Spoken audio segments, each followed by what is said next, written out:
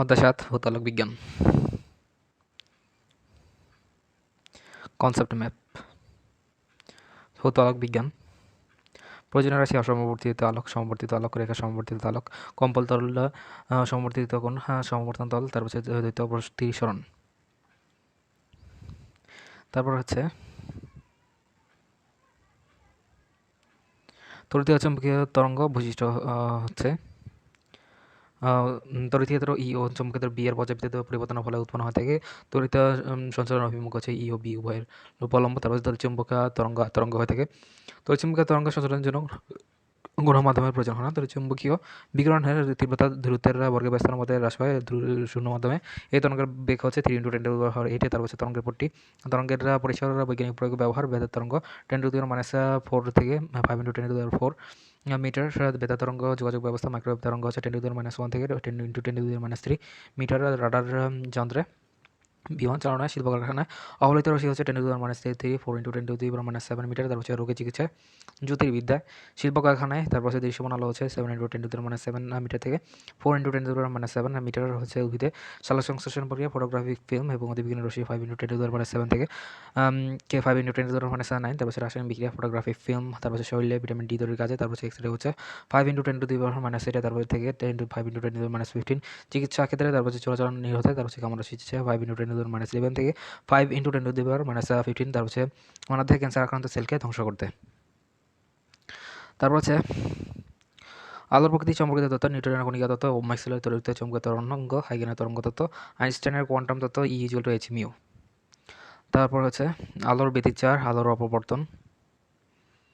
আলোর ব্যতিচারের প্রকারভেদ হচ্ছে ফ্রেনেল শ্রেণীর অপবর্তন। তারপর হচ্ছে কারাধার, সরু তার, অল্প পরিসর ছিদ্র, ফ্রনহফার শ্রেণীর অপবর্তন হচ্ছে একক ছিদ্র বা হচ্ছে চির। তারপর হচ্ছে যুগ্ম রেখা ছিদ্র। তারপর হচ্ছে গ্রেটিং বা ছাজটি। তারপর হচ্ছে এর শর্তাবলী হচ্ছে তীক্ষ্ণ ধার বিশিষ্ট হয়ে থাকে। তারপর হচ্ছে খুবই সরু ছিদ্র।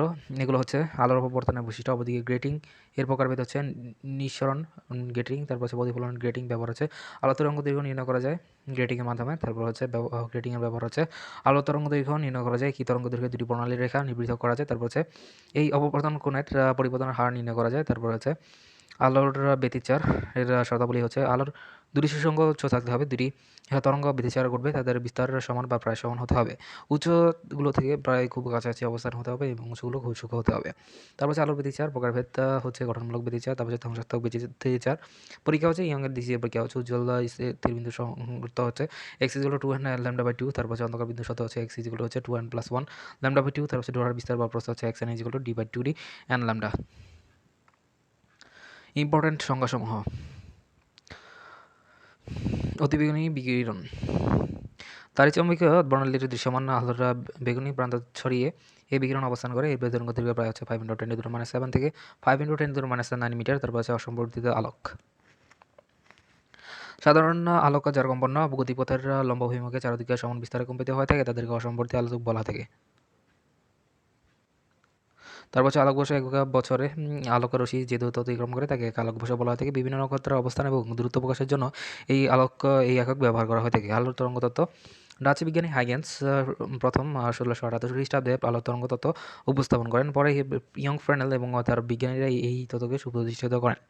এই তত্ত্ব অনুসারে আলো ইথার নামক এক জলীয় আলোকের মাধ্যমে মধ্য দিয়ে তরঙ্গ আকারে সঞ্চারিত হয়ে এক জায়গা থেকে অন্য জায়গায় যায় এবং হচ্ছে চোখে পৌঁছালে দর্শনানুভূতি সৃষ্টি করে। তারপর হচ্ছে ইথার। এটি কাল্পনিক মাধ্যম হলো ইথার। তারপর হচ্ছে আলোর তরঙ্গ তত্ত্বের অনুসারে আলোর ইথার একটি অলিক মাধ্যমের মধ্যে দিয়ে তরঙ্গ আকারে সঞ্চারিত হয়ে থাকে। এক জায়গা থেকে অন্য জায়গায় যায় এবং চোখে পৌঁছানো দর্শনানুভূতি সৃষ্টি হয়ে থাকে। পরিপাতন। আমরা জানি যে তরঙ্গ প্রবাহের কারণে তারপর হচ্ছে মাধ্যমের কণাগুলো আন্দোলিত হয়ে থাকে। কোনো মাধ্যমের মধ্যে দিয়ে একাধিক তরঙ্গ সঞ্চারিত হলে কোনো কণা বা বিন্দু লব্ধিসরণ ঘটবে। তারপর সেই লব্ধিসরণ তরঙ্গগুলোর তার কর্তৃক পৃথক ত্বরণের বীজগণিতিক জটিলতা সমূহ থেকে তরঙ্গের পরিবর্তন বলে। কম্পনতল। আলোক তরঙ্গের কোনো সময়ে যে সমতলে কম্পিত হয়ে থাকে তাদেরকে কম্পনতল বলা হয়ে থাকে। কোয়ান্টাম তত্ত্ব বা কোয়ান্টাম থিওরি। প্লাঙ্কের অভিমত অনুসারে কোনো বস্তু হতে শক্তির বিকিরণ এবং বিভিন্ন বস্তুর মধ্যে শক্তির বিনিময় নিরবিচ্ছিন্নভাবে ঘটে না। এই প্রক্রিয়ায় কোনো ধারাবাহিকতা নেই। শক্তির নিঃসরণ এবং বিচ্ছিন্নভাবে খণ্ড বা খণ্ড আকারে একটি বা গুচ্ছ অপেক্ষা আকারে নির্গত বা শোষিত হয়। প্রতিটি রাশিকণা বা শক্তিগুচ্ছ একটি অবিভাজ্য একক। গঠনমূলক ব্যতিচার, তারপর হচ্ছে দুটি সুষম উৎস থেকে নিঃসৃত একই তরঙ্গদৈর্ঘ্য এবং সমান বা প্রায় সমান বিস্তার বিশিষ্ট দুটি আলোক তরঙ্গের তারপর হচ্ছে পরিবর্তনের ফলে কোনো বিন্দুর উজ্জ্বল্য বেড়ে গেলে অর্থাৎ আলোকের তীব্রতা বৃদ্ধি পালে তাদেরকে গঠনমূলক ব্যতিচার বলা হয় থাকে। গোলকীয় তরঙ্গমুখ তরঙ্গস্থিত সমদশা সম্পন্ন তারপর হচ্ছে কণাগুলির সঞ্চারপথ গোলকীয় হলে তাদেরকে তরঙ্গমুখ বলে। গ্রেটিং দুর্ভোগ হচ্ছে সমতল নিঃসরক গ্রেটিং এর যে কোনো একটি চিরের দূর থেকে পরবর্তী চিরের শুরু পর্যন্ত দূরত্বকে গ্রেটিং ধ্রুবক বলা থাকে। চির হচ্ছে দৈর্ঘ্যের তুলনায় প্রস্থ অনেক ছোট হয় এমন আয়তাকার সরু ছিদ্রপথকে চির বলা হয়ে থাকে। তরঙ্গমুখ যে কোনো সময়ে সমসত্ব মাধ্যমে তরঙ্গস্থিত সমদশা সম্পন্ন কণাগুলোর সঞ্চারপথকে তরঙ্গমুখ বলা থাকে। সঞ্চারপথে গোলকীয় হলে তারপর গোলীয় তরঙ্গমুখ এবং সমতল হলে তাকে সমতল তরঙ্গমুখ বলা হয় থাকে। সঞ্চারের তরঙ্গের উপাদান দুটি তরঙ্গ কোনো মাধ্যমে একটি কণাকে তারপর একই সংখ্যা অতিক্রম করলে প্রতিটি তরঙ্গে কণাটিকে স্থানান্তরিত করবে, ফলে কণাটির একটি লব্ধি স্মরণ করবে। এই লব্ধি তরঙ্গ দুটি কর্তৃকা পৃথক পৃথক স্মরণের বীজগণিতিক যোগফলের সমান হবে। একে তরঙ্গের পরিবর্তন বলা হয় থাকে। তার তরঙ্গ হলো কোনো স্থান দিয়ে আলো দ্রুতিতে গতিশীল তড়িতে ও চৌম্বকীয় আলোড়ন দ্বৈত প্রতিসরণ। তারপর হচ্ছে এমন কতগুলো ক্লাস আছে যার মধ্যে দিয়ে আলোক রশ্মি গমন করলে দুটি প্রতিষ্ঠিত রশ্মিতে বিভক্ত হয়ে থাকে। এই পদ্ধতিকে দ্বৈত প্রসারণ বলা হয় থাকে। ধ্বংসাত্মক ব্যতিচার দুটি সুষম উচ্চতা থেকে নিঃসৃত কিন্তু একই তরঙ্গদৈর্ঘ্য এবং প্রায় সমান বিস্তার বিশিষ্ট তারপর হচ্ছে দুটি আলোক তরঙ্গের পরিবর্তনের ফলে কোনো অন্ধকার বা হচ্ছে প্রায় অন্ধকার হয়ে গেলে তাদেরকে ধ্বংসাত্মক ব্যতিচার বলে। তারপর হচ্ছে পয়েন্টিং ভেক্টর কোনো একক ক্ষেত্রফলের মধ্যে দিয়ে যে পরিমাণ শক্তি অতিক্রম করে তাদেরকে পয়েন্টিং ভেক্টর বলা হয় থাকে। কেস দ্বারা চিহ্নিত করা হয় থাকে। এস ইকুয়াল হচ্ছে ই ক্রস এইচ। তারপর হচ্ছে প্রধানচ্ছেদ কোনো ক্লাসের সরলরেখা বরাবর এর দুইটি বিপরীতে বিশেষ সমকোণে বিবেচিত তলকে তারপর হচ্ছে ক্লাসের প্রধানচ্ছেদ বলা হয় থাকে। ফ্রনহফার শ্রেণী অপবর্তন যখন উৎস বা পর্দা তার হচ্ছে মধ্যবর্তী বাধা হতে অসীম দূরত্বে অবস্থান করে তখন তাদের বাধার তরুণ পর্দার যে অপবর্তন পরিলক্ষিত হবে তাদেরকে ফ্রনহফার শ্রেণী অপবর্তন বলা থাকে। ফ্রেনেল শ্রেণী অপবর্তন তারপর যখন উৎস এবং পর্দা তাদের মধ্যবর্তী বাধা হতে অল্প দূরত্বের যে অবস্থান করে তাদের এই বাধার উদ্ধরণ পর্দায় আলোকে যে অপবর্তন পরিলক্ষিত হবে তাদেরকে ফ্রেনেল শ্রেণী অপবর্তন বলা থাকে। বেতার তরঙ্গ তারপর হচ্ছে তার চৌম্বকীয় বিকিরণ তাদের দৈর্ঘ্যের পাল্লা 10⁻² থেকে 5 × 10⁻1 তাদের বলা থাকে বিদ্যুৎ তরঙ্গ। বিউ স্টার কোণ প্রত্যেক প্রতিফলকের ক্ষেত্রে একটি বিশেষ কোণ আছে যে কোণে অসমবর্তিত আলোকে আপতিত হলে প্রতিফলিত রশ্মি সমবর্তিত আলোতে পরিণত হয়ে থাকে। এই কোণকে বিউ স্টার বলা হয়ে থাকে। ব্যতিচার ঝালর কোনো তলের বা পর্দার উপর আলোর ব্যতিচার ঘটানো হলে অনেকগুলো পরপর সমান্তরাল উজ্জ্বল আলোকরেখা বা পট্টি এবং অন্ধকারের রেখা বা পট্টি পাওয়া যায়। তার হচ্ছে সেই আলোকের রেখাকে ডোরাগুলোকে ব্যতিচার ঝালক বলা হয় থাকে। ব্যতিচার সজ্জা হচ্ছে এটি পর্দার উপর ব্যতিচার ঘটানো হলে পর্দায় আলো আধারের একটি সজ্জা পাওয়া যায়। এই সজ্জাকে তার হচ্ছে ব্যতিচার সজ্জা বলা হয় থাকে। লেখা সমবর্তিত আলোক কোনো আলোক রশ্মি তার হচ্ছে কণাগুলো তার হচ্ছে কোম্পানি কেবলমাত্র একটি তলে সীমাবদ্ধ থাকলে একে রেখা সমবর্তিত আলোক বলা থাকে। সমতল তরঙ্গমুখ তার হচ্ছে পরস্পর সমতল গতিপথ আলোক রশ্মি সমতল তরঙ্গ আকারে সঞ্চালিত হয়ে থাকে। সমতল তরঙ্গের গতিপথে যে তলে প্রতিটি কণা দশা সমান থাকে তাকে সমতল তরঙ্গমুখ বলা থাকে। নিঃসরণ গ্রেটিং তারপর এটি সমতল নিঃসরণ গ্রেটিং হলো স্বচ্ছ সমতল। এটি কাঁচানুরূপ কোনো পদার্থের মধ্যে দিয়ে এটি পাতলা যার উপর দিয়ে সুজল হীরক বিন্দু তারপর সমব্যবধানে সমতলভাবে খুবই কাছাকাছি এবং বহু সংখ্যক দাগ কাটা থাকে। এখানে প্রতিটি দাগে অস্বচ্ছ এর মাধ্যমে কাজ করে এবং দুটি মধ্যবর্তী স্বচ্ছ স্থান রেখাচিত্র কাজ করে। তারপর পাশাপাশি স্থাপিত অনেকগুলো সমপ্রসার সূক্ষ্ম চিরগুলোকে নিঃসরণ গ্রেডিয়েন্ট বলা হয় থাকে। সমাবর্তন তারপর যে প্রক্রিয়া সমতলে কম্পমান হালকা তরঙ্গকে এটি নিঃস্ব তল বরাবর কম্পমান করা যায় তাদেরকে আলোর সমাবর্তন বা পোলারায়ন বলা থাকে। সমবর্তন তল কম্পন্তলের যে তলটি লম্বভাবে অবস্থান করে তাদেরকে সমবর্তন তল বলা থাকে। সমবর্তিত আলোক পোলারাইজড লাইট এটি তলে বা সমতল তলে তার হচ্ছে কম্পমান তরঙ্গ বিশিষ্ট আলোকে সমবর্তিত আলোক বলে। তার হচ্ছে সমবর্তিত কোণ পোলারাইজিং অ্যাঙ্গেল কোনো প্রতিক্রিয়ার মাধ্যমে যা আলোক কোণ ধীরে ধীরে পরিবর্তন করলে এমন একটি কোণ পাওয়া যায় যার সমবর্তন সর্বাধিক হবে সেটি কোণকে সমবর্তন কোণ বলা থাকে। সরলাক্ষ সিম্পল অ্যাক্সিস সকল দ্বৈত প্রতিসারক ক্লাসের এমন একটি নিজস্ব অভিমুখ থাকে যে দ্বৈত প্রতিসরণ দ্বারাই আলোক প্রতিসারিত হয়ে থাকে। ক্লাসের এই অভিমুখকে সরলরেখা বলা থাকে। সুসংগত উৎস তারপর হচ্ছে একই তরঙ্গ দৈর্ঘ্যের সুসংগত উৎস কোহারেন্ট সোর্স। একই তরঙ্গ দৈর্ঘ্যের আলোক তরঙ্গ দুই উৎস হতে কোনো নির্দিষ্ট দশা পার্থক্য নির্গত হলে এবং তার সার্বক্ষণিক জন্য বজায় থাকলে তাদেরকে সুসংগ উৎস বলে। হাইগেন্সের নীতি হাইগেন্স প্রিন্সিপাল তারপর হচ্ছে কোনো তরঙ্গমুখের একটি বিন্দু একটি তরঙ্গের তারপর হচ্ছে বা গৌণ তরঙ্গের তারপর হচ্ছে সেকেন্ডারি ওয়েভ উৎস হিসেবে গণ্য হয়। ওই তরঙ্গগুলোকে মূল তরঙ্গের সমান বেগে নির্ণয় সামনের দিকে অগ্রসর হয়। যে কোনো মুহূর্তে তরঙ্গগুলোকে স্পর্শ করে যে সাধারণ স্পর্শক তল পাওয়া যায় তা ওই সময় তার হচ্ছে নতুন তরঙ্গ অবস্থান নির্দেশ করে। এক নজরে বিজ্ঞাত মেডিকেল পরীক্ষার এমসিকিউ সমূহ। আলোক তরঙ্গ তথ্য প্রদান করেন কোন বিজ্ঞানী? Christian Huygens. তারপর হচ্ছে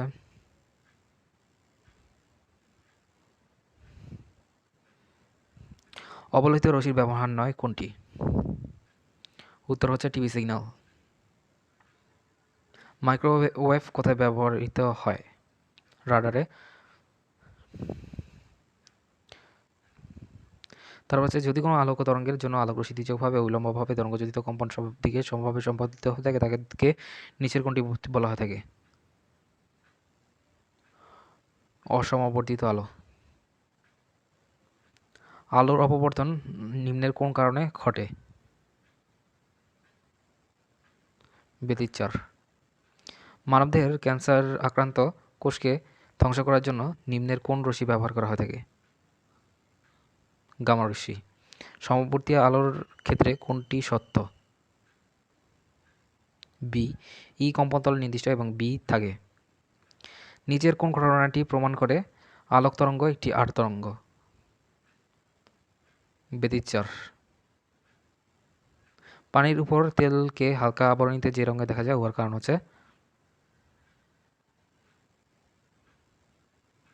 আলোকের ব্যতিচার।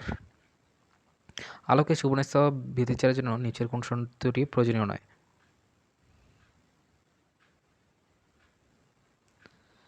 ডি। আলোক তরঙ্গ দুটি বিপরীত দিকে সঞ্চালিত হবে। নিচের বিভিন্ন বিকিরণগুলোর মধ্যে কোনটি বেশি তাপ পাওয়া যায়? অবলোহিত রশ্মি।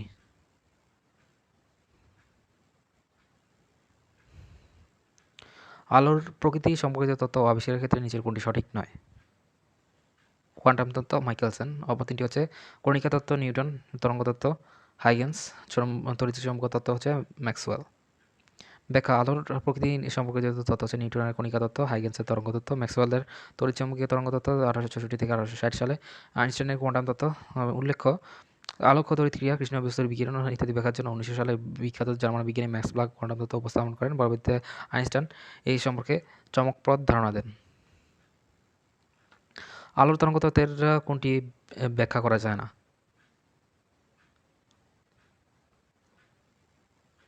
সমাবর্তন। আলোর তরঙ্গ তত্ত্ব হাইগেন্স 1678 সালে খ্রিস্টাব্দে আলোর তরঙ্গ তত্ত্ব উপস্থাপন করেন। পরে ইয়ং ফ্রেনেল এবং অন্যান্য অনেক বিজ্ঞানী এই তত্ত্বকে প্রতিষ্ঠিত করেন। এর দ্বারা আলোর প্রতিফলন, প্রতিসরণ, ব্যতিচার, অপবর্তন ইত্যাদি ব্যাখ্যা করা যায়, কিন্তু সমবর্তন, তড়িৎ ক্রিয়া ব্যাখ্যা করা যায় না। পরবর্তীতে মাইকেলসন ও মরলের পরীক্ষায় প্রতিষ্ঠিত হয় যে প্রকৃতিতে ইথার নামক কোনো বস্তুর অস্তিত্ব নেই। আলোর তরঙ্গ তত্ত্ব প্রদান করেন ক্রিশ্চিয়ান হাইগেন্স। প্রকৃতিতে ইথার নামক কোনো বস্তুর অস্তিত্ব নেই, এটি কার পরীক্ষায় প্রতিষ্ঠিত হয়? মাইকেলসন মরলি। আলো ইথার নামক এক ধরনের অলিক মাধ্যমে দিয়ে সঞ্চারিত হয়। নিম্নের কোন বক্তব্যকে সমর্থন করে? তরঙ্গ তত্ত্ব।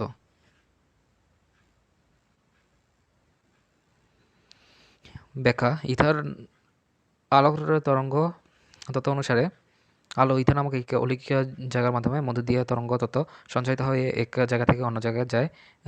চৌকে পৌঁছালে দর্শনাবধি সৃষ্টি হয়ে থাকে। ছোট আকারে স্পন্দিত বৈদ্যুতিক কুণ্ডলী হতে ক্ষুদ্র তরঙ্গ দৈর্ঘ্য বিশিষ্ট তরঙ্গ উৎপন্ন করেন কোন বিজ্ঞানী? হানরিক হার্টজ। আলো তড়িৎ চৌম্বক জার্মান বিজ্ঞানী হেনরিক হার্টজ ছোট আকারে স্পন্দিত বৈদ্যুতিক কুণ্ডলী হতে আলোক তরঙ্গ গুণাবলী সম্পন্ন ক্ষুদ্র তরঙ্গ দৈর্ঘ্যে তরঙ্গ সৃষ্টি করতে সক্ষম হন এবং দেখেন যে আলোর সব ধর্মে এই তরঙ্গ রয়েছে। এতে প্রমাণিত হয় আলো তড়িৎ চৌম্বক তরঙ্গ ব্যতীত অন্য কিছু নয়। তড়িৎ চৌম্বকীয় তরঙ্গের তড়িৎ ক্ষেত্র এবং চৌম্বক ক্ষেত্র একই সমতলে পরস্পরের উপলম্ব। নিম্নের কোন বিজ্ঞানী প্রথম এই সিদ্ধান্তে উপনীত হন?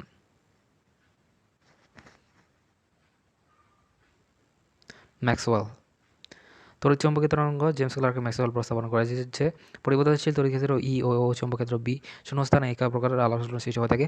তড়িৎ চুম্বক গুণসম্পন্ন এই আলোড়নকে তড়িৎ চৌম্বকীয় তরঙ্গ বলা থাকে। ম্যাক্সওয়েলের সিদ্ধান্ত অনুসারে স্পন্দন দ্বারা তারপর সৃষ্ট তড়িৎ চৌম্বকীয় তরঙ্গের তড়িৎ ক্ষেত্র এবং চৌম্বক ক্ষেত্রে একই সমতলে পরস্পরের উপলম্ব 90 ডিগ্রি এবং সমতল ক্ষেত্রের অভিলম্ব বরাবর তরঙ্গের শক্তি সঞ্চালিত হয়ে থাকে। তড়িৎ চৌম্বকীয় ক্ষেত্রে ই এবং চৌম্বক ক্ষেত্র বি কত কোণে থাকে? 90 ডিগ্রি।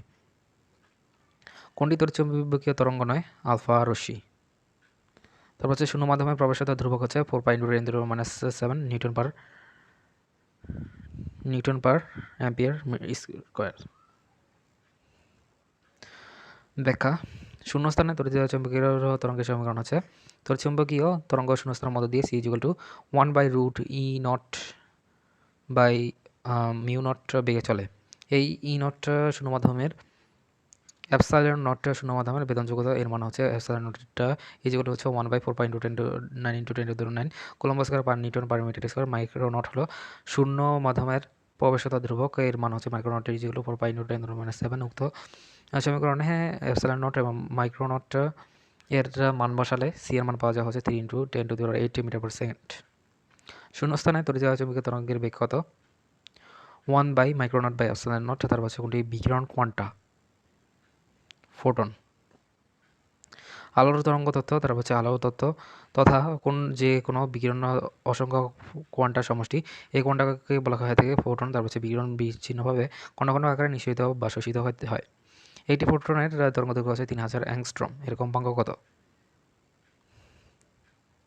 10⁻15 হার্জ। ইঙ্গিত v = f ল্যাম্ডা এবং ফোটনের বেগ v = 3 × 10⁸ মিটার/সেকেন্ড। তাহলে এখান থেকে এফ এর মান বের করলেই কম্পাঙ্ক বের হবে।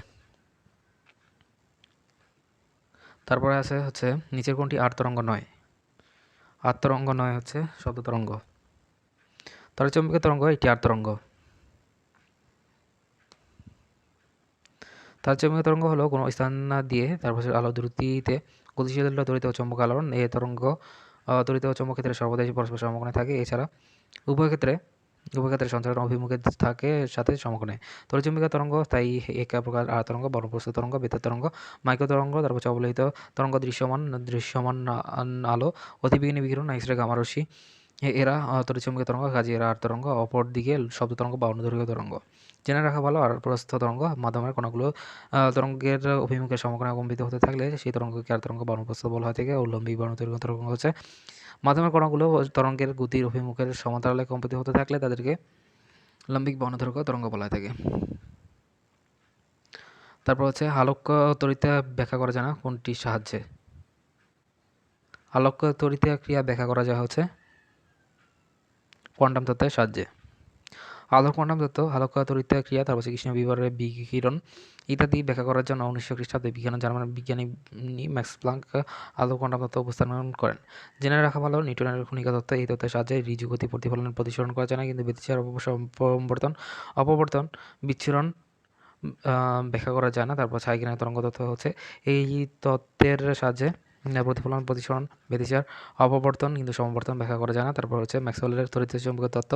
এই তত্ত্বের সাহায্যে সমবর্তন ব্যাখ্যা করা যায় কিন্তু পট্টতড়িৎ ক্রিয়া ব্যাখ্যা করা যায় না। তারপর হচ্ছে আইনস্টাইনের কোয়ান্টাম তত্ত্ব হচ্ছে এই তত্ত্বের সাহায্যে কৃষ্ণ বস্তুর বিকিরণ, পট্টতড়িৎ ক্রিয়া ব্যাখ্যা করা যায় কিন্তু ব্যতিচার, অপবর্তন, সমবর্তন ব্যাখ্যা করা যায় না।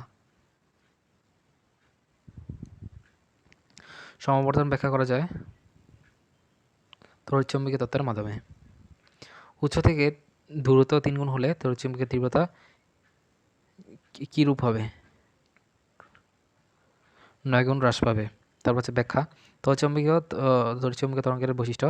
তড়িৎচুম্বকীয় তরঙ্গ বৈশিষ্ট্য ই ও বি পর্যায়বৃত্ত পরিবর্তনের ফলে উৎপন্ন হয়ে থাকে। তড়িৎ সঞ্চালনের অভিমুখে ই ও বি উভয়ের উপর লম্ব। তারপর হচ্ছে তড়িৎ চুম্বকীয় আর তরঙ্গ। তড়িৎচুম্বকীয় তরঙ্গের সঞ্চালনের জন্য কোনো মাধ্যমের প্রয়োজন হয় না। তড়িৎচুম্বকীয় বিকিরণের তীব্রতা দ্রুতের বর্গের ব্যস্ততার মধ্যে হ্রাস পায়, অর্থাৎ ই সমানুপাতিক হচ্ছে 1/r²। অর্থাৎ এখানে ই হলো তড়িৎচুম্বকীয় বিকিরণের তীব্রতা এবং আর হলো দ্রুতের উৎস। সুতরাং দ্রুত বৃদ্ধি পেলে তারপর হচ্ছে তীব্রতা 4 গুণ হ্রাস পাবে। তড়িৎচুম্বকীয় বিকিরণের জন্য তরঙ্গের বেগ সি এবং ল্যাম্ডা এবং মিউ এর সমীকরণ সি = মিউ ল্যাম্ডা। তারপর হচ্ছে শূন্য মাধ্যমে বেগ 3 × 10⁸ মিটার/সেকেন্ড। তারপর হচ্ছে 18। তড়িৎচুম্বকীয় বর্ণালীর সঠিক বলা হচ্ছে সি 10⁴ হার্টজের নিচে এবং 10⁻13 হার্টজের উপরে। ব্যাখ্যা তড়িৎচুম্বকীয় বর্ণালী। তারপর হচ্ছে তড়িৎচুম্বকীয় বর্ণালীর প্রসার ও পাল্লা অনেক বেশি হয়ে থাকে। এর প্রসার 10⁴ হার্টজ বা সাইকেল/সেকেন্ড এর মান কমতে শুরু করে 10⁻13 হার্টজ এবং সাইকেল/ঊর্ধ্ব পর্যন্ত বিস্তৃত। এই পরিসরকে তড়িৎচুম্বকীয় বর্ণালী বলা হয়ে থাকে। তড়িৎচুম্বকীয় বিকিরণ অন্তর্ভুক্ত রয়েছে দৃশ্যমান আলো, অবলোহিত বিকিরণ, তারপর হচ্ছে বিদ্যুৎ তরঙ্গ এবং হচ্ছে অতিবেগুনি বিকিরণ এবং এক্স-রে, গামা রশ্মি। থার্মোপাইল ও ফটো ট্রানজিস্টর উদ্ঘাটন করা যায়। নিচের কোনটি? অবলোহিত রশ্মি, অবলোহিত বিকিরণ। এই বিকিরণ হচ্ছে 10⁻6 থেকে 10⁻8 এইটা তরঙ্গ দৈর্ঘ্যের পাল্লা একটি বিকিরণ। তারপর হচ্ছে এই ধরনের বিকিরণ উত্তপ্ত বস্তু যেমন হচ্ছে সূর্য, তড়িৎ শিখা, তড়িৎ চুল্লি ইত্যাদি থেকে উৎপন্ন হতে এই বিকিরণকে থার্মোপাইন এবং হচ্ছে ফটো ট্রানজিস্টর ইত্যাদি থেকে উৎক্ষেপণ করা যায়। এই বিকিরণ প্রতিফলন ও প্রতিসরণের সূত্র মেনে চলে ব্যতিচার ও সমাবর্তন ঘটে। কোনো বস্তু পতিত হলে বস্তুর তাপমাত্রা বৃদ্ধি পায়, এর বেগ আলোর বেগের সমান হয়ে থাকে। এই বিকিরণ ছোট চুল্লি এবং ছোট হিটারের হিসেবে ব্যবহৃত হয়ে থাকে। এছাড়া আবহাওয়ার পূর্বাভাস দিতে, কুয়াশার ছবি তুলতে, তারপর হচ্ছে ফলকে শুষ্ক করতে, মাংসপেশির ব্যথা বা টানের চিকিৎসা এই রশ্মি ব্যবহার করা হয়ে থাকে। মাংসপেশি ব্যথা বা টানের ক্ষেত্রে চিকিৎসা ব্যবহৃত হয়ে থাকে অবলোহিত বিকিরণ। তারপর হচ্ছে আবহাওয়ার পূর্বাভাসে দিতে ব্যবহৃত হয়ে থাকে হচ্ছে অবলোহিত বিকিরণ। তারপর হচ্ছে 10⁻⁶ থেকে 10⁻⁸ এটা তরঙ্গদৈর্ঘ্যের পাল্লা বিশিষ্ট নিচের কোনটি?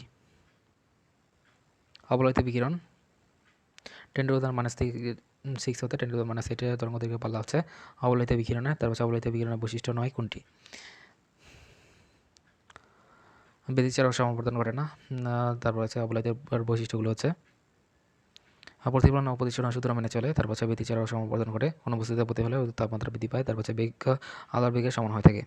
দৃশ্যমান লাল রং এর আলোর তরঙ্গদৈর্ঘ্য কত? 7.5 × 10⁻⁷। তারপর হচ্ছে দৃশ্যমান আলো তড়িৎচুম্বকীয় প্রণালীর মধ্যে দৃশ্যমান আলোর ব্যাপ্তি হচ্ছে 7.8 ইন্টু থেকে 3.9 × 10⁻⁷। তারপর হচ্ছে তরঙ্গদৈর্ঘ্যের বা হচ্ছে 3.8 × 10⁻14 থেকে লাল আলোর তরঙ্গদৈর্ঘ্য প্রায়। তারপর হচ্ছে 25।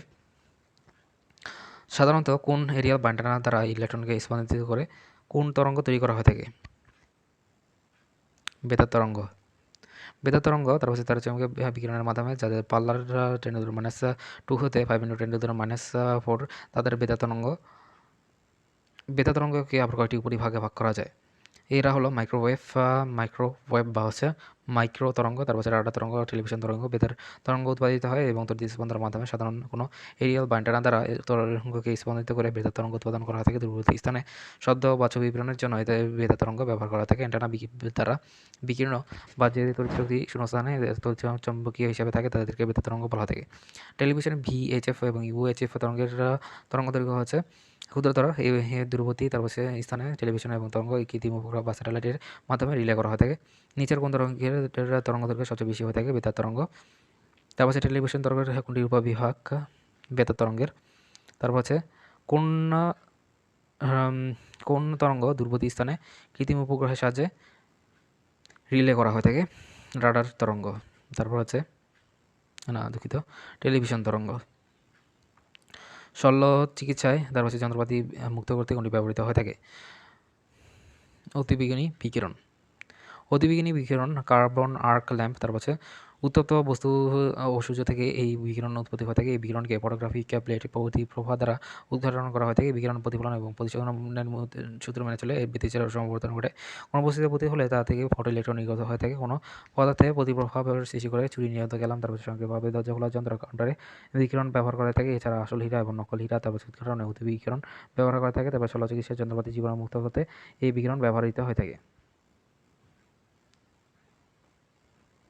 তারপর হচ্ছে চুরি নিরোধক অ্যালার্মে ব্যবহৃত হয়ে থাকে অতিবেগুনি বিকিরণ। তারপরে হচ্ছে কোন বিকিরণের পদার্থে প্রতিপ্রভা সৃষ্টি হয়ে থাকে?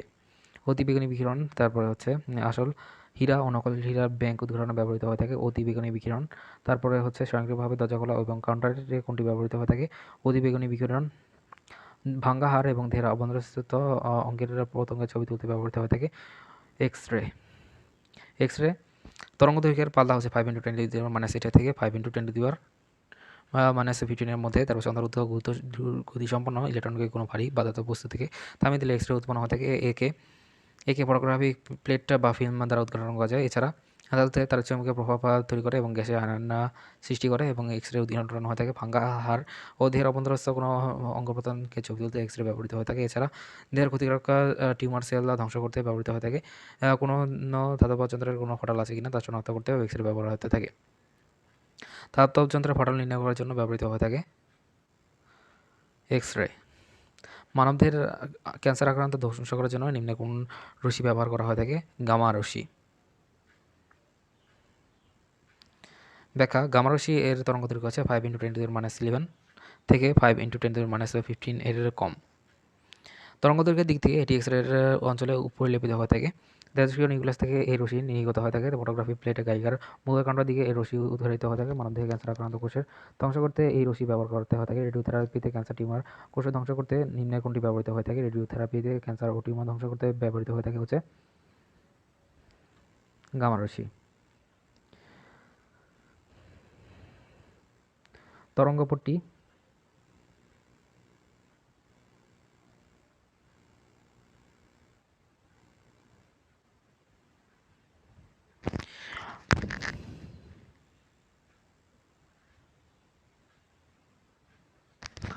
তরঙ্গপট্টি তরঙ্গদৈর্ঘ্যের পরিসর নিঃসরণকারী উৎস। আচ্ছা 38। গাইগার মূলর কাউন্টার দিয়ে কোনটি উদ্ঘাটন করা যায়? গাইগার মূলর কাউন্টার দিয়ে উদ্ঘাটন করা যায় গামারে। বেতার তরঙ্গের তরঙ্গদৈর্ঘ্য হচ্ছে 10⁻⁴ হতে 5 × 10⁴। তারপর হচ্ছে তরঙ্গপট্টি তরঙ্গের দৈর্ঘ্যের পরিসর, তারপর হচ্ছে নিঃসরণকারী উৎস, নিঃসরণকারী কারণ, তারপর হচ্ছে বৈজ্ঞানিক প্রয়োগ। বেতার তরঙ্গ 10⁻⁴ হতে 5 × 10⁴। তারপর হচ্ছে নিঃসরণকারী উৎস হচ্ছে অ্যান্টেনার মধ্যে দোলায়িত তড়িৎ আধান এবং স্পন্দিত তড়িৎ আবর্তনী অসিলেটিং। তারপর হচ্ছে ইলেকট্রিক সার্কিটে। তারপর হচ্ছে নিঃসরণের কারণ হচ্ছে উচ্চ কম্পাঙ্কের স্পন্দিত তড়িৎ প্রবাহ পরমাণুস্থ ইলেকট্রনের খুবই ক্ষুদ্র পরিমাণ তড়িৎ পরিবহনের জন্য। তারপর হচ্ছে বৈজ্ঞানিক প্রয়োগ হচ্ছে বিভিন্ন ধরনের বেতার যোগাযোগ ব্যবস্থা অর্থাৎ দূরবর্তী স্থানে স্পন্দিত ছবি প্রেরণের জন্য বেতার তরঙ্গ ব্যবহার করা হয়ে থাকে। মাইক্রোওয়েভ তরঙ্গ 10⁻⁴ থেকে মিটার থেকে 10⁻³ মিটার। তারপর হচ্ছে ক্লাইস্ট্রন ও নিঃসরণকারী উৎস হচ্ছে ক্লাইস্ট্রন ও ম্যাগনেট্রন নামক কিছু বিশেষ ধরনের বাল্ব মেসার মাইক্রোওয়েভ অ্যাম্প্লিফিকেশন বা স্টিমুলেটেড এমিশন অফ রেডিয়েশনের সংক্ষিপ্ত নাম হচ্ছে মেসার। মেসার অর্থ হলো যে বিকিরণের উদ্দীপিত নিঃসরণের দ্বারা মাইক্রোওয়েভ বিবর্ধন। নিঃসরণের কারণ হচ্ছে স্থায়ী ও তড়িৎ দ্বিমেরু ভ্রামক সম্পন্ন দ্বিমেরুর ঘূর্ণনের ফলে মাইক্রোওয়েভ প্রণালী উৎপন্ন হয়ে থাকে। বৈজ্ঞানিক প্রয়োগ হচ্ছে রাডার যন্ত্রে, নৌ বিমান চালনা, রেডিও যোগাযোগ ব্যবস্থাপনা, শিল্প কারখানায় এই তরঙ্গ ব্যবহৃত হয়ে থাকে। এছাড়া খাবার গরম করা এবং রান্নার কাজে মাইক্রোওয়েভ ব্যবহৃত হয়ে থাকে। অবলোহিত রশ্মি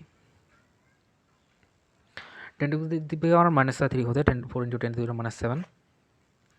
তারপরে নিঃসরণকারী উৎস হচ্ছে উত্তপ্ত সকল বস্তু হতে কম বেশি অবলোহিত রশ্মি নির্গত হয়। 2 হচ্ছে আইআর ল্যাম্পা বিশেষ ধরনের বাতি থেকে পাওয়া যায়। 3 হচ্ছে সূর্যরশ্মি হতে পাওয়া যায়। তারপর হচ্ছে নিঃসরণের কারণ হচ্ছে পরমাণুস্থিত ইলেকট্রনের ক্ষুদ্র পরিমাণ শক্তির পরিবর্তনের জন্য। তারপর হচ্ছে স্থায়ী তড়িতের দ্বিমেরু ভ্রামক সম্পন্ন তীর পরমাণুর ফলে। তারপর হচ্ছে ব্যবহার হচ্ছে বিভিন্ন রোগের চিকিৎসা, জ্যোতির্বিদ্যায়, শিল্প কারখানায় এই রশ্মি ব্যবহার করা থাকে। অন্ধকারে দেখার জন্য, গগলস এবং অন্ধকারে ছবি তোলার জন্য এই রশ্মির ক্যামেরা ব্যবহার করা হয়ে থাকে। দৃশ্যমান আলো তরঙ্গদৈর্ঘ্য হচ্ছে 7 থেকে × 10⁻⁷ মিটার থেকে 4 × 10⁻⁷। তারপর হচ্ছে উৎস হচ্ছে বিভিন্ন ধরনের বাতি, অগ্নিশিখা, লেজার, ফাস্টার যেকোনো বস্তু সূর্যরশ্মি থেকে পাওয়া যায়। পরমাণু ইলেকট্রনের উত্তেজিত অবস্থায় ফিরে আসার সময় নির্গত বিকিরণ দৃশ্যমান আলো হিসেবে পাওয়া যায়। যে কোনো কিছু দেখার কাজে আমাদের এই চোখ আলো ব্যবহার করে থাকে। উদ্ভিদে আলোক সংশ্লেষণ তার হচ্ছে গুরুত্বপূর্ণ ভূমিকা পালন করে। ফটোগ্রাফিক ফিল্ম প্রভাবিত করতে পারে। তারপর হচ্ছে অতিবিজ্ঞানের রশ্মি 5 × 10⁻⁷ থেকে 5 × 10⁻⁹ খুবই উত্তপ্ত বস্তু যেমন হচ্ছে অতি যেমন তড়িৎ বিচরণশীল ইলেকট্রিক আর্ক। তারপর হচ্ছে টিউবের ভেতরে পারদ গ্যাসের মধ্যে দিয়ে তড়িৎ ঘটনার ফলে এবং সূর্যরশ্মি হতে পাওয়া যায়।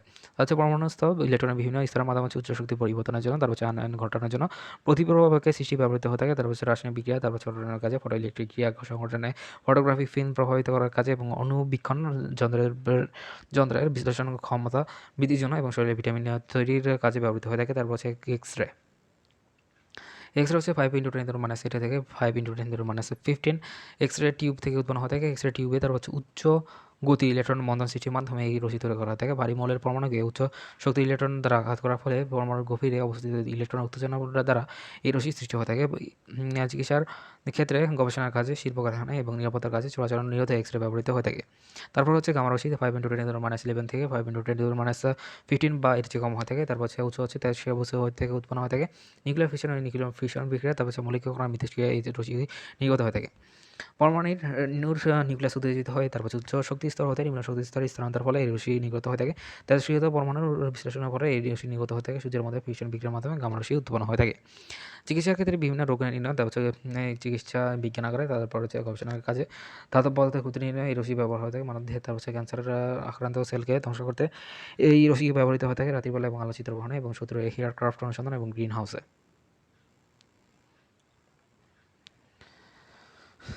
তারপর হচ্ছে শত্রুর এয়ারক্রাফট অনুসন্ধানে কোনটি ব্যবহার হতে হয়ে থাকে? অবলোহিত রশ্মি।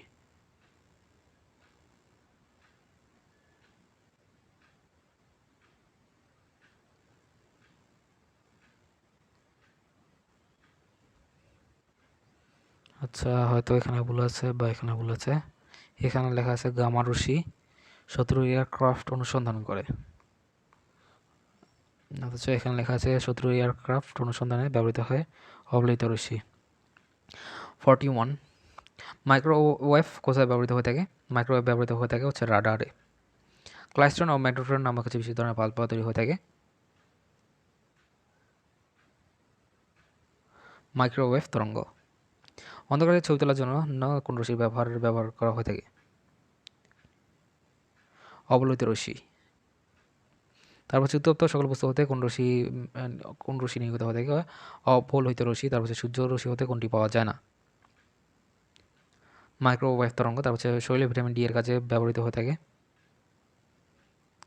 অতি বেগুনি রশ্মি। চোরাচালান নিরোধে কোনটি ব্যবহৃত হয়ে থাকে? X ray. তারপর হচ্ছে গামা রশ্মি নিচের কোনটি থেকে উৎপন্ন হয় না?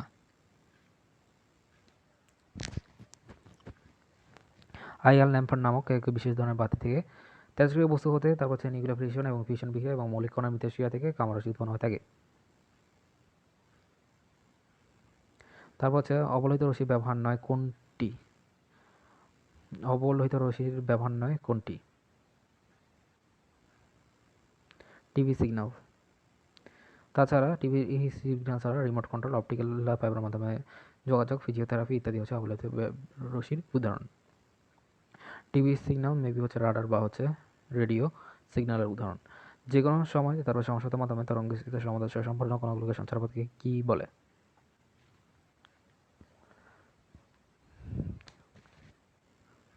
তরঙ্গমুখ। তরঙ্গমুখ যে কোনো সময় সমস্যার মাধ্যমে তরঙ্গস্থিত সমদর্শ সম্পন্ন কণাগুলোর সঞ্চারপথকে তরঙ্গমুখ বলা থাকে।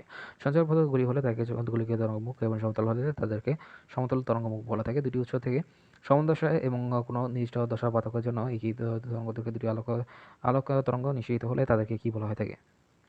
সুসংগত উৎস।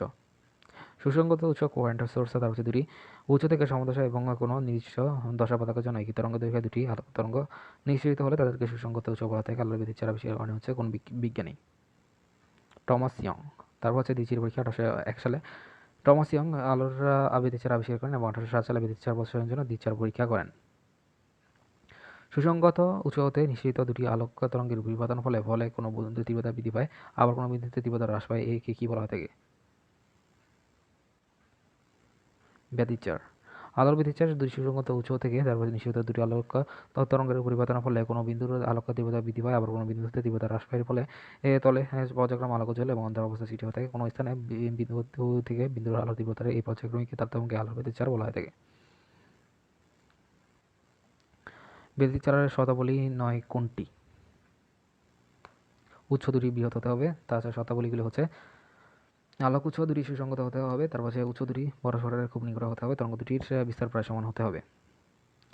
আলোর ব্যতিচারের শর্তাবলীগুলো হচ্ছে আলোক উৎস দুটি সুসংগত হতে হবে, উৎস দুটি ক্ষুদ্র বা সূক্ষ্ম হতে হবে, তারপর হচ্ছে উৎস দুটি পরস্পরের খুব নিকটে হতে হবে, তারপর হচ্ছে তরঙ্গ দুটি বিস্তারের মাধ্যমে সমান এবং সমান হতে হবে। তার হচ্ছে পর্যায়ক্রমে উজ্জ্বল গঠনমূলক ব্যতিচার এবং অন্ধকার বিন্দু, তার হচ্ছে ধ্বংসাত্মক ব্যতিচারের মাধ্যমে হচ্ছে পথ পার্থক্য যথাক্রমে অত তরঙ্গ λ/2 যুগ্ম এবং অযুগ্ম গুণিতক। তারপর হচ্ছে λ2 এর যুগ্ম গুণিতক হচ্ছে 2n λ/2, তারপর হচ্ছে অযুগ্ম গুণিতক 2n + 1 বা λ/2।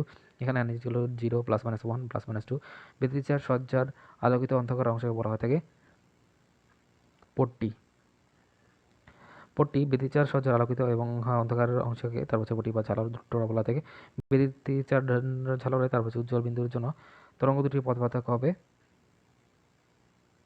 λ/2 এর যুগ্ম গুণিতক। তারপর হচ্ছে ইয়ং এর দ্বিতীয় পরীক্ষা, তারপর হচ্ছে চিরগুলোর তারপর হচ্ছে দূরত্ব অর্ধেক এবং চির ও পর্দার দূরত্ব দ্বিগুণ করা হলে ডোরার প্রস্থ হবে 4 গুণ হবে।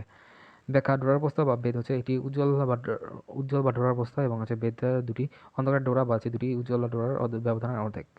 সুতরাং ডোরার প্রস্থ বা বেদ হচ্ছে λ/d/4d। 1 নং সমীকরণ থেকে দেখা যায় যে একে ডি এর মান অর্ধেক কমলে তারপর উচ্চতার তার পর্দার মধ্যবর্তী দূরত্ব বাড়লে ডোরার প্রস্থ বৃদ্ধি পায়, ডি এর মান কমলে এবং উচ্চতার মধ্যবর্তী দূরত্ব কমলে ডোরার প্রস্থ বাড়ে। আলোর ব্যতিচারের বৈশিষ্ট্য নয় কোনটি? উজ্জ্বল পট্টি ও অন্ধকার পট্টিগুলোর অন্তর্বর্তী দূরত্ব কখনো সমান হয় না। তাছাড়া ব্যতিচার ঝলকে সাধারণ পটিগুলোর বেধ সমান হয়, তারপর হচ্ছে অন্ধকার পটিগুলিতে কোনো আলো থাকে না, তারপর সব উজ্জ্বল পটিতে আলোকের প্রাবল্য সমান থাকে। ব্যতিচার অপবর্তনের তুলনা সাদৃশ্য উভয় ধরনের পটি তারপর হচ্ছে তরঙ্গ উপরিতরঙ্গের উপরিপাতনের ফলে সৃষ্টি হয়ে থাকে। ব্যতিচার ও বৈচিত্র্য দৃশ্যগুলো হচ্ছে ব্যতিচার দুটি সুষম উঁচু হতে নিশ্চিত আলোক তরঙ্গ উপরি তরঙ্গের ব্যতিচারের ফলে ব্যতিচার সৃষ্টি হয়। তারপর হচ্ছে অপবর্তন হচ্ছে একটি তরঙ্গের ক্ষুদ্র অংশকে তারপর হচ্ছে ক্ষুদ্রাতি ক্ষুদ্র অংশসমূহকে ভাগ করলে এবং প্রতিটি ভাগ কোনো উচ্চ রূপে ক্রিয়া করে, তবে সুষম উচ্চ হতে নিশ্চিত আলোক তরঙ্গ এবং উপতরঙ্গ পরিবর্তনের ফলে অপবর্তন সৃষ্টি হয়ে থাকে। ব্যতিচার সজ্জায় সাধারণত পটিগুলো বেদের সমান থাকে, ব্যতিক্রম আছে অপবর্তন সজ্জায় বেদটির বেদ কখনো সমান হয় না। ব্যতিচারের ক্ষেত্রে অন্ধকার পটিগুলো কখনো আলো থাকে না, তারপর অপবর্তনের ক্ষেত্রে অন্ধকার পটিতেও কিছু আলো থাকে। ব্যতিচারের ক্ষেত্রে সকল উজ্জ্বল পটিগুলোর আলোক প্রাবল্য সমান হয়ে থাকে, তারপর অপবর্তনের ক্ষেত্রে কেন্দ্রীয় উজ্জ্বল পটিগুলোর উজ্জ্বলতা সর্বাধিক হয়ে থাকে, পরবর্তীতে চরম পটির উজ্জ্বলতা ক্রমশ কমতে থাকে। আলোকের ব্যতিচারে দুটি ডোরার মধ্যবর্তী দূরত্ব ডেলেক্সের কোন বিষয়ের উপর নির্ভর করে না, মাধ্যমে আলোর বেগ।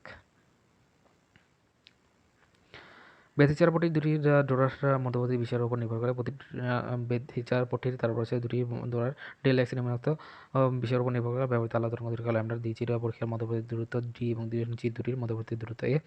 দুটি উজ্জ্বল ডোরা এবং দুটি অন্ধকার ডোরার মধ্যবর্তী পার্থক্য ডেল এক্স ইকুয়াল টু হচ্ছে lambda D by A.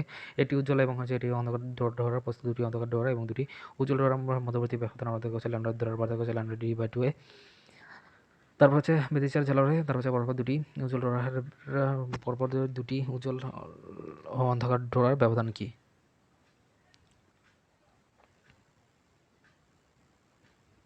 Del x equal to lambda by A.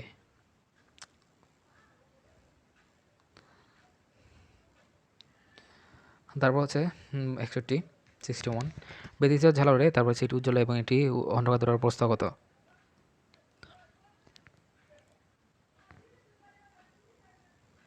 X equal হচ্ছে lambda D by two A. পথ পার্থক্য এবং দশা পার্থক্যের মধ্যে সম্পর্ক কোনটি?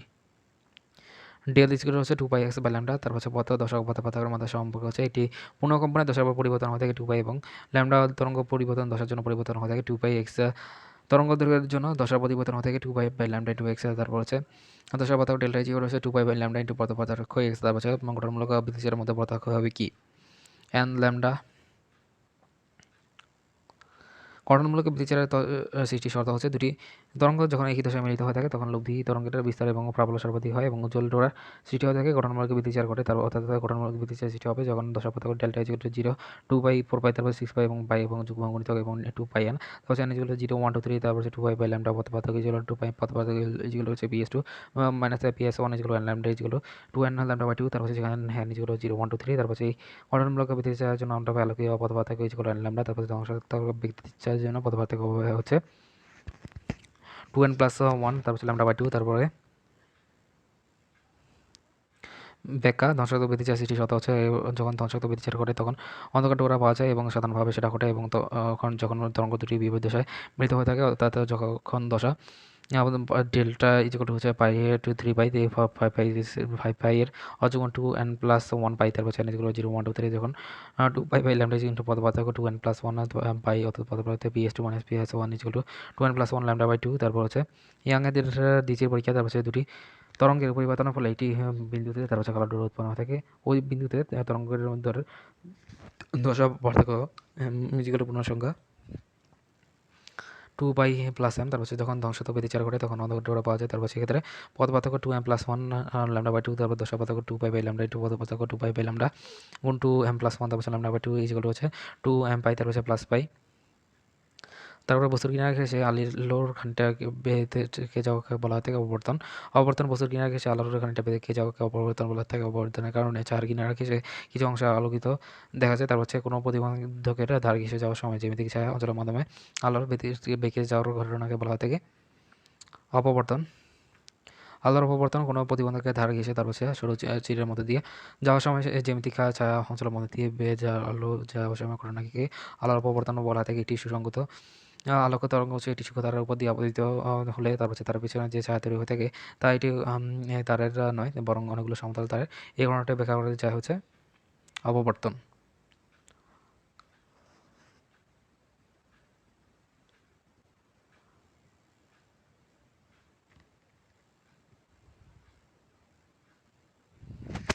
ব্যাখ্যা সুসংগত আলোক রশ্মি তারপর এটি সূক্ষ্ম সূক্ষ্ম তারের উপর আবর্তিত হলে তারের পেছনে যে ছায়া তৈরি হয়ে থাকে তা এটি তারের নয়, বরং অনেকগুলো সমান্তরাল তারের, কেননা অপবর্তনের ফলে আলোক রশ্মি তীক্ষ্ণভাবে বেঁকে যায় এবং পর্যায়ক্রমে আলোক এবং অন্ধকার ডোরা সৃষ্টি করে। সুতরাং ঘটনাটি অপবর্তনকে সমবর্ধন করে। ধাতব পাত নির্মিত গ্রেটিংকে বলা হয় থাকে প্রতিফলন গ্রেটিং। গ্রেটিং কোনো পাতের উপর সমতল এবং সমদূরবর্তী বহু সংখ্যক রেখা টেনে তারপর যদি সূক্ষ্ম চিরা সম্পন্ন করা হয়ে থাকে তবে সেই পাতকে গ্রেটিং বলা থাকে। কাঁচা দ্বারা নির্মিত গ্রেটিংকে নিঃসরণ গ্রেটিং এবং ধাতব পাত নির্মিত গ্রেটিংকে প্রতিফলন গ্রেটিং বলা হয়ে থাকে।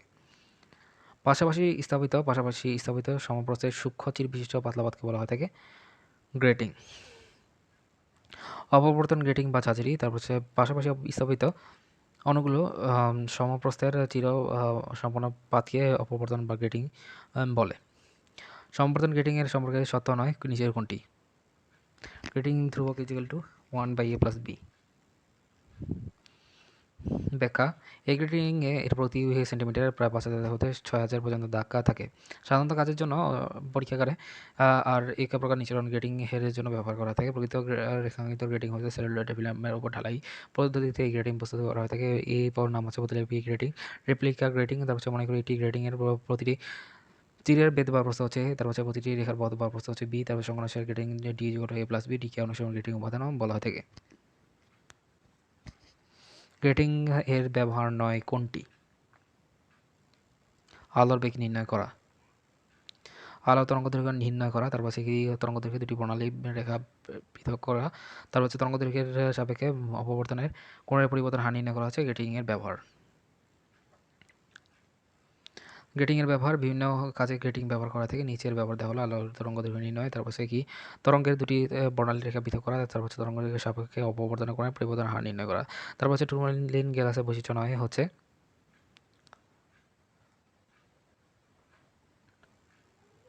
গাঢ় সবুজ। ব্যাখ্যা: টুরমালিন গ্যাস 6 বাহু বিশিষ্ট হালকা সবুজ রঙের গ্যাস যা প্রায় স্বচ্ছ। এটি অনেকগুলো ধাতুর অক্সিজেন যেমন হচ্ছে রাসায়নিক সংমিশ্রণ গঠিত হয়ে থাকে। সর্বাপেক্ষা বড় কণাটির নাম হচ্ছে সরলরেখা। তারপর টুরমালিন গ্যাসের পরীক্ষার দ্বারা সমাবর্তন ব্যাখ্যা করা যায়। নিচের কোনটি অনুপ্রস্থ তরঙ্গের বেলায় ঘটে কিন্তু অনুদৈর্ঘ্য তরঙ্গের বেলায় ঘটে না? সমাবর্তন। টুরমালিন গ্যাসের পরীক্ষা হতে নিশ্চিতভাবে প্রমাণিত হয় যে আলোক তরঙ্গ অনুদৈর্ঘ্য তরঙ্গ নয়, আলোক তরঙ্গ আর্দ্র তরঙ্গ বা তির্যক তরঙ্গ। যে প্রক্রিয়ার বিভিন্ন তলে কম্পমান আলোক তরঙ্গকে একটি নির্দিষ্ট তল বরাবর কম্পমান করা হয়ে থাকে তাদেরকে বলা হয়ে থাকে সমবর্তন পোলারায়ন। ব্যাখ্যা: সমবর্তন যে প্রক্রিয়ার মাধ্যমে বিভিন্ন তলে কম্পমান আলোকে তরঙ্গকে একটি নির্দিষ্ট তল বরাবর কম্পমান করা যায় তাকে আলোকের সমবর্তন বা পোলারায়ন বলে। কোনো তরঙ্গদৈর্ঘ্যের যদি এমন একটি শর্ত আরোপ করা হয় যে কম্পন কেবল একটি নির্দিষ্ট তলের উপর সীমাবদ্ধ থাকে তাদেরকে বলা হয় থাকে সমবর্তন। আলোর সমাবর্তন কোনো তরঙ্গের কম্পনের উপর যদি এমন শর্ত আরোপ করা হয় যে কেবল একটা নির্দিষ্ট দিকে বা তলে সীমাবদ্ধ থাকে তাদেরকে সমবর্তন বলা থাকে। আলোর সমবর্তন আবিষ্কার করেন হচ্ছে হাইগেন্স। সমবর্তন 1960 সালে হাইগেন্স আলোকের সমবর্তন আবিষ্কার করেন। উল্লেখ্য, বিজ্ঞানী নিউটন আলোর কণিকা তত্ত্বের প্রবক্তা। ম্যাক্সওয়েল তড়িৎচুম্বকীয় তত্ত্ব প্রদান করেন এবং ম্যাক্স প্লাঙ্ক কোয়ান্টাম তত্ত্ব প্রদান করেন। যদি আলোক তরঙ্গের একটি আলোক রশ্মি তির্যকভাবে অভিলম্ব তলে তারপর তরঙ্গজনিত কম্পন সবদিকে সমানভাবে সম্পাদিত হয়ে থাকে তবে তাদেরকে কোনটিকে নিম্নের কোনটি বলা হয়ে থাকে? অসমবর্তিত আলো।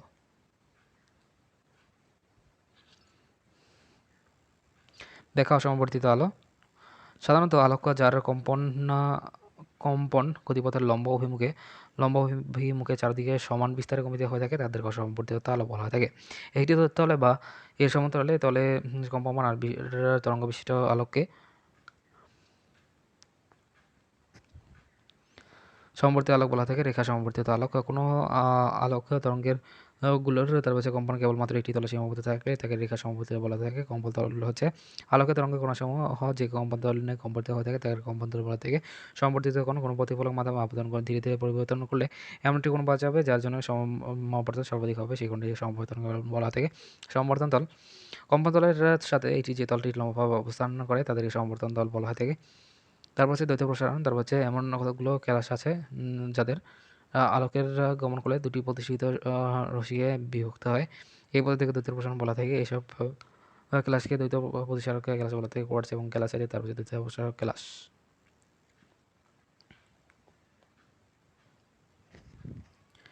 দ্বিতীয় প্রতিসরক ক্লাস কোনটি? কোয়ার্টজ। কম্পন তলে এবং সমবর্তিত আলোর সমাধান তলের সমান হচ্ছে π/2।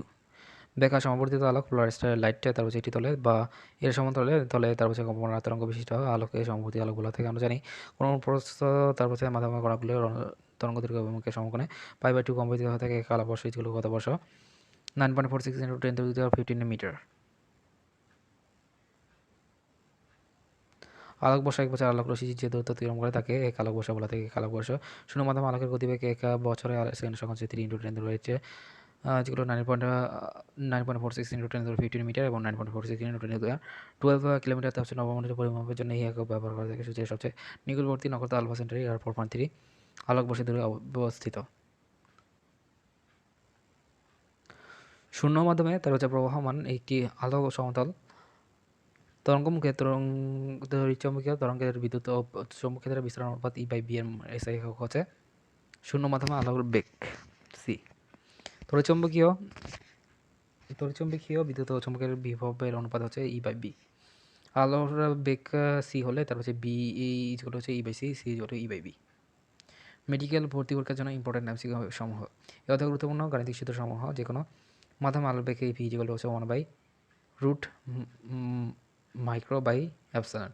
শূন্য মাধ্যমে বায়ু মাধ্যমে আলোর বেগ সি ইজগুলো হচ্ছে 1/√μ এপসাইলন নট। তারপর প্রতিসরাঙ্ক ইজগুলো টু শূন্য মাধ্যমে আলোর বেগ তারপর যে কোনো মাধ্যমে আলোর বেগ ইজগুলো হচ্ছে ভি ইজগুলো c/√μr কে। তারপর উপপাদ্যের নীতি হচ্ছে y ইজগুলো y1 + y2। তারপর সে বিদ্যুৎ উজ্জ্বল করার জন্য ল্যামডা ইজগুলো ax1/d। তারপর হচ্ছে তরঙ্গদৈর্ঘ্য ল্যামডা ইজগুলো হচ্ছে a/d × x2 - x1। তারপর রেটিং এর ক্ষেত্রে অবহম চরম বিন্দুর জন্য তারপর a + b ইজগুলো a + b × sin θ n ইজগুলো হচ্ছে n ল্যামডা। তারপর রেটিং এর জন্য অবহম বিন্দুর জন্য a + b × sin θ n ইজগুলো 2n+1 λ/2। তাহলে আলোর তীব্রতা I ইজগুলো Im cos square theta. তারপর হচ্ছে দশা পার্থক্য ডেল্টা ইজগুলো হচ্ছে 2π/λ × x। তারপর হচ্ছে চির অপবর্তনে a sin θ ইজগুলো টু n ল্যামডা।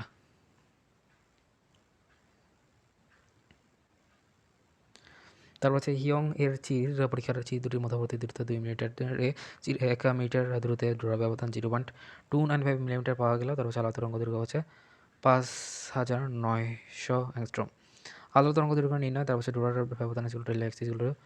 তারপর হচ্ছে চির দুটির মধ্যবর্তী দূরত্ব a। তারপর হচ্ছে চির দূরত্ব পথের দূরত্ব d এবং ল্যামডা দৈর্ঘ্য তরঙ্গ দৈর্ঘ্য ল্যামডা ইজগুলো। তারপর হচ্ছে আমরা জানি ডেল x ইজগুলো λ/d/a। এখানে a হচ্ছে চির দুটির মধ্যবর্তী দূরত্ব।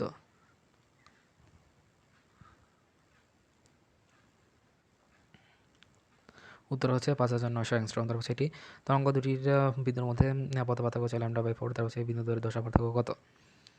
দশা পার্থক্য হচ্ছে π/2। আমরা জানি দশা পার্থক্য নির্ণয়। তারপর হচ্ছে আমরা জানি দশা পার্থক্য 2π/λ × পথ পার্থক্য। সুতরাং ডেল্টা ইজগুলো হচ্ছে π/2। তারপর হচ্ছে এটি অপবর্তনের রেটিং এর প্রতি সেন্টিমিটার 4200 রেখা রয়েছে। এরপর দিয়ে সোডিয়াম আলোর সমতল রশ্মিগুচ্ছ অপবর্তন হলে তারপর আবর্তিত হলে বর্ণালী রেখার দ্বিতীয় ক্রম 30 ডিগ্রি কোণে উৎপন্ন করে। সোডিয়াম আলোর তরঙ্গ দৈর্ঘ্য কত? সোডিয়াম আলোর তরঙ্গ দৈর্ঘ্য নির্ণয় আমরা জানি হচ্ছে a + b sin θ n ইজগুলো হচ্ছে n ল্যামডা। এখান থেকে আবার এখানে n ইজগুলো হচ্ছে 1/a + b 1 সেন্টিমিটার বাই হচ্ছে 4200।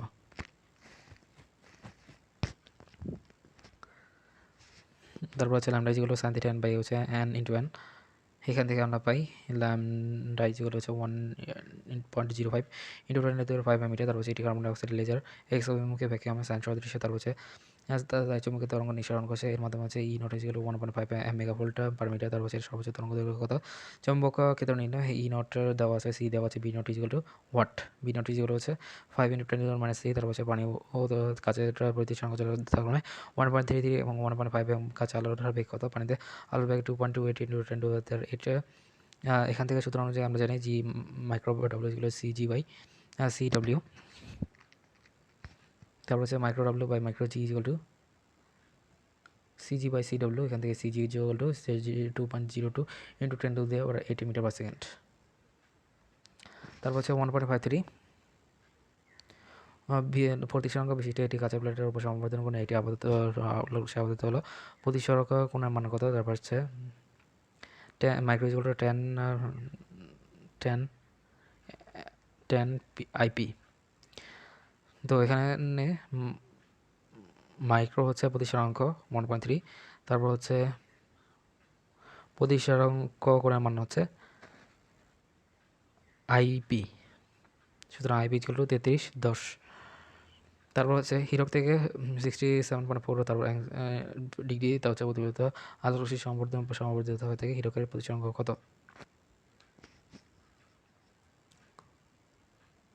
আমরা জানি মাইক্রো ইকুয়াল টু হচ্ছে tan থিটা। এখানে প্রতিফলন কোণ হচ্ছে থিটা 67.4, তারপর হচ্ছে micro equal to what equal to হচ্ছে 2.4। তারপর হচ্ছে অনুমোদিত গুরুত্বপূর্ণ বইয়ের অনুশীলনী থেকে উত্তর, অনুশীলনী সময় ইম্পর্টেন্ট এমসিকিউ সমূহ। ডক্টর আমির হোসেন খান স্যার, একটি তরঙ্গমুখে কণাগুলোর মধ্যে দশা পার্থক্য হচ্ছে 0 ডিগ্রি। তারপর হচ্ছে মাধ্যমের পরিবর্তন হলে আলোর বৈশিষ্ট্যর কী ঘটে? পরিবর্তন হলে আলোর বৈশিষ্ট্যের পরিবর্তন কি পরিবর্তন ঘটে? তরঙ্গ দৈর্ঘ্য। তারপর হচ্ছে ইয়ং দিশির পরীক্ষায় 1 মিটার দূরে। তারপর হচ্ছে উজ্জ্বল ডোরার প্রস্থ 0.5 মিলিমিটার এবং দুটি ডোরার মধ্যে দূরত্ব হচ্ছে 0.22 মিলিমিটার হলে তরঙ্গ দৈর্ঘ্য হবে 10⁻⁷। তারপর হচ্ছে টমাস ইয়ং দ্বিতীয় পরীক্ষার মাধ্যমে প্রদর্শন করবেন হচ্ছে আলোর ব্যতিচার। তারপর হচ্ছে দুটি সুসংগত একবর্ণী আলো দৌড়ানমূলক ব্যতিচার সৃষ্টি হলে তাদের তাদের দশা পার্থক্য হয়ে থাকে 2π। ইয়ং এর পরীক্ষায় দুটি চিত থাকার কারণ হচ্ছে দুটি সুসংগ উচ্চ সৃষ্টির জন্য। তারপর হচ্ছে একটি তরঙ্গের দুটি বিন্দুর পথ পার্থক্য যদি 5λ/4 হয়, তবে তাদের দশা পার্থক্য হচ্ছে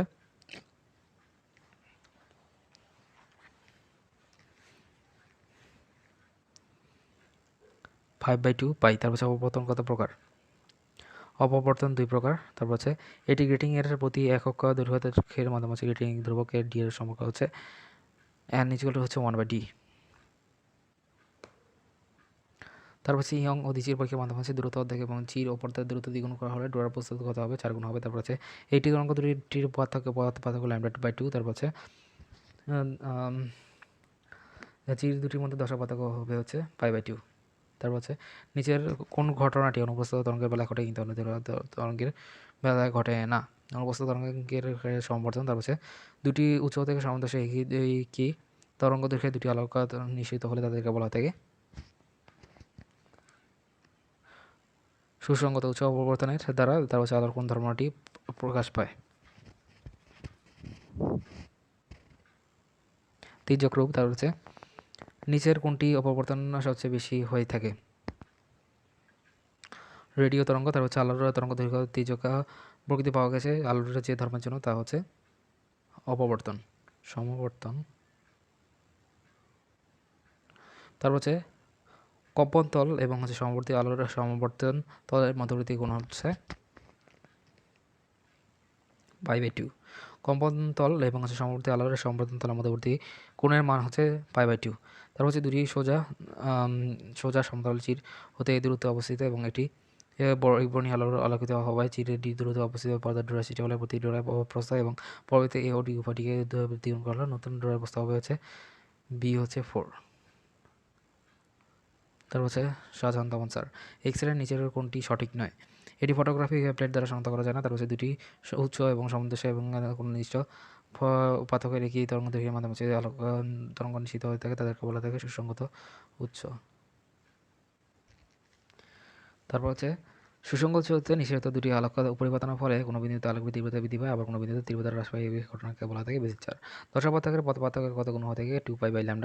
তারপর হচ্ছে ঘটনা ব্যতিচারের পথ পার্থক্য হবে হচ্ছে n λ। তারপর হচ্ছে ধ্বংসাত্মক বৃদ্ধির জন্য পার্থক্য হবে হচ্ছে 2n + 1 λ/2। তারপর হচ্ছে দ্বিতীয় ব্যতিচারের পরপর দুটি উজ্জ্বল বা ডোরা ব্যবধান হচ্ছে Δx = λ/d/a।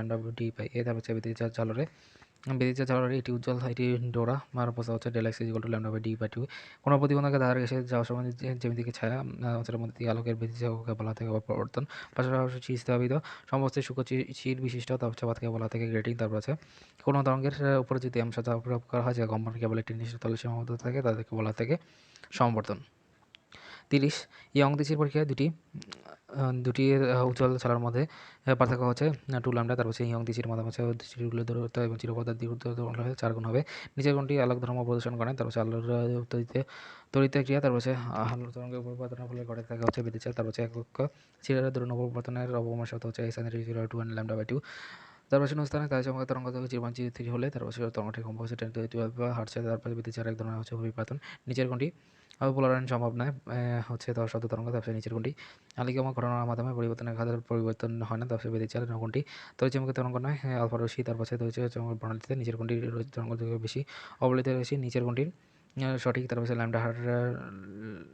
Lambda radio, lambda gamma, lambda V.